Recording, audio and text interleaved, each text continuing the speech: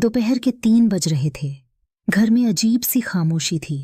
Aryan office में एक meeting में व्यस्त था, जबकि घर पर उसकी पत्नी सिया माइग्रेन के तेज दर्द से तड़प रही थी। उसने अपने सिर पर ठंडी पट्टी बांधी और अंधेरे कमरे में लेट गई। बाहर हॉल में उसकी सास शांति देवी अपनी सहेली विमला से फोन पर बात कर रही थी। देख लेना विमला, आज शाम तक यह सिया इस घर से बोरिया बिस्तर समेट लेगी। रैयने को अपनी मां पर बहुत भरोसा है। बस एक बार उसे यकीन हो जाए कि इस लड़की ने मुझ पर हाथ उठाया है, फिर देखना उसका तांडव। विमला ने दूसरी तरफ से उकसाया। पर शांति, ये तो बड़ा रिस्क है। अगर आर्यन ने सबूत मांग लिया तो? शांति देवी कुटिलता से हंसी। सबूत मेरे चेहरे पर होगा, देखते जाओ। शाम के 6:30 बजे आर्यन की गाड़ी की आवाज गली में गूंजी। शांति देवी तुरंत हरकत में आईं। उन्होंने आईने के सामने खड़े होकर खुद को देखा। उनका चेहरा एकदम साफ था। थोड़ा दर्द तो होगा, पर इस चुड़ैल से पीछा छुड़ाने के लिए इतना तो करना पड़ेगा। उन्होंने बुदबुदाते हुए अपना दाहिना हाथ उठाया और तड़ाक तड़ाक 2 जोरदार तमाचे अपने ही गाल पर जड़ कर दिए।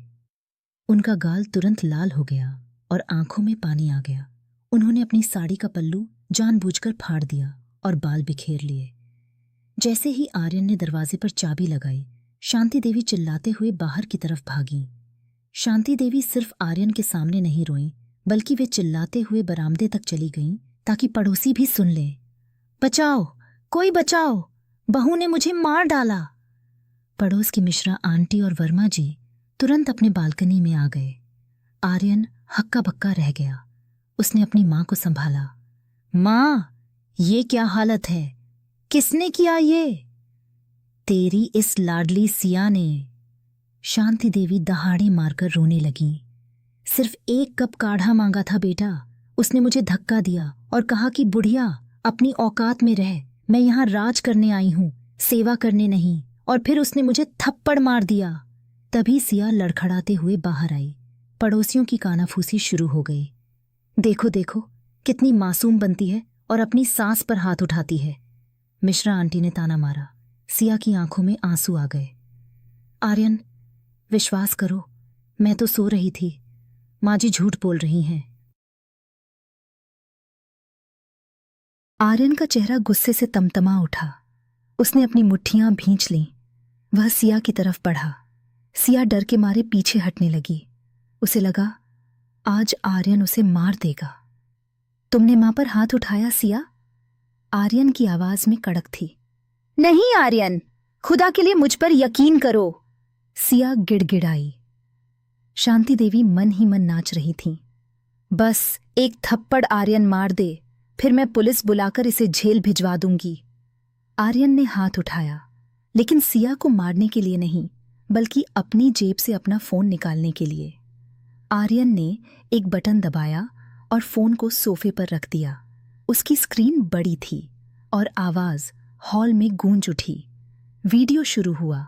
उसमें दोपहर का वही नजारा था।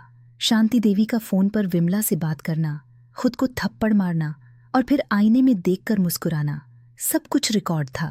आर्यन ने पिछले हफ्ते ही घर की सुरक्षा के लिए हिडन वाईफाई कैमरा लगवाया था, क्योंकि उसे शक था कि घर में कुछ तो गड़बड़ है। पड़ोसी जो तमाशा देख रहे थे, अब शांति देवी को घृणा से देखने लगे। मिश्रा आंटी ने थूकते हुए कहा, छी, ऐसी मां जो अपने ही बेटे का घर उजाड़ने के लिए खुद को चोट पहुंचाए। आर्यन की आंखों में अब आंसू थे, लेकिन वे दुख के थे। मां, आपने मुझे पैदा किया, पाल पोसकर बड़ा किया। क्या इसीलिए कि एक दिन आप मेरे ही प्यार का गला घोंट दें? आपने सिर्फ सिया को नहीं, बल्कि उस बेटे को भी मार दिया जो आपको अपनी जान से ज्यादा चाहता था। शांति देवी कांपने लगी। बेटा, मैं तो बस तनिषा से तेरी शादी। बस मां, आर्यन ने चिल्लाकर कहा। तनिषा के पिता ने आपको पैसे देने का वादा किया था ना, इसीलिए आप सिया को हटाना चाहती थीं। आज के बाद इस घर में सिया का हुक्म चलेगा। अगर आप शांति से रहना चाहती हैं तो रहिए, वरना मैं और सिया आज ही यह घर छोड़ देंगे। शांति देवी के पास बोलने को कुछ नहीं बचा। उनका सारा अहंकार, सारी चालाकी उस एक वीडियो ने मिट्टी में मिला दी थी। सिया ने आर्यन का हाथ पकड़ लिया। उसे आज पता चला कि उसका पति अंधा नहीं है, बल्कि वह सच का साथ देने वाला इंसान है। शांति देवी उस दिन के बाद से एकदम चुप हो गईं। उन्होंने जान लिया कि रिश्तों की डोर विश्वास से बंधती है, दिखावे से